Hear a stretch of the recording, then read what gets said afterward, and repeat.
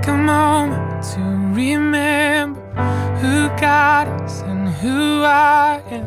There you go, lifting my load again. Hey friends. Hey, I've been pondering a question for the last few weeks, pretty much ever since we've been sheltered in place. And the question is one that's mirrored in Luke 10. And the question is, who is my neighbor? And in Luke 10, that question is asked by an expert of the law. And it says that he asked it because he wanted to justify himself. And I thought, wow, there is a lot going on in this passage, and I think it communicates a lot to us. We have a lot to learn from it today. Because really what that man is asking is, who am I required to love? And the sub-question is, and is there somebody that's okay for me to dismiss and to not love? Is there someone that I'm okay not showing the love of Jesus to? And you think like, wow, that's a terrible question. But hold on a minute. Because when we read the parable, it isn't so much about people that were walking by someone who was beaten on the side of the road. It was that a Samaritan was the one that noticed the man lying on the side of the road. It's more about the Samaritan. It's the parable of the Good Samaritan. It's not the parable of the beaten man. And the reason why Jesus made the man a Samaritan in this parable is because at the time, the Samaritans were looked at as less than. They were on the outside. They weren't important. God didn't quite love them as much as he loved his chosen people.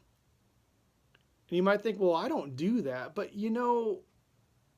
I think that especially in times like this, it's very easy for us to have compassion fatigue. We start seeing numbers of the number of deaths, the numbers of infected, or we start seeing numbers about our economy. And I know at this point, especially people are really anxious to restart businesses because we're worried about the economy and we're worried about what's going to happen. And if this goes on too much longer, how's this going to really affect our lives? And I think it's really easy in times like this to ask the question, who is my neighbor? To ask the question, do I really need to love this person? Do I really need to sacrifice? Or is it okay for me to kind of just get on with my life? And I don't say that as a criticism of anybody. I'm not thinking about anybody in particular. I just want to give us a caution as a people, because a lot of the comments that I've seen about this situation come from the church, come from Christians, not Community Covenant Church necessarily, but the body of Christ.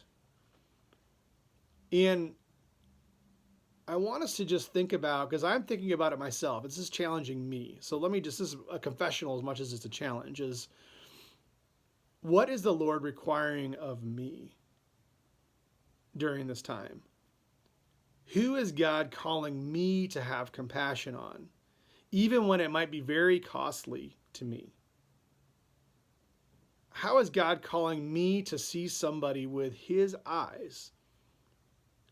Because if we're truly pro-life, and I believe that that's a core element of the Christian message is to be pro-life, that it's pro everyone's life, from the unborn to the elderly to everyone in between. No matter what, we believe that people have value. That's why love the Lord your God with all your heart is connected to love your neighbor as yourselves. They're not like this is important and this is less important. No, they're two things that God intended us to have connected. And so our love for God is often expressed in how we love our neighbor. So as you ask that question, who is my neighbor and what is God requiring of me? I pray that God would tenderize your heart, that you would see each person with the love of Christ today. Be well, friends. So thankful for each one of you. Take care. Your love carries me through all the valleys and the darkest places.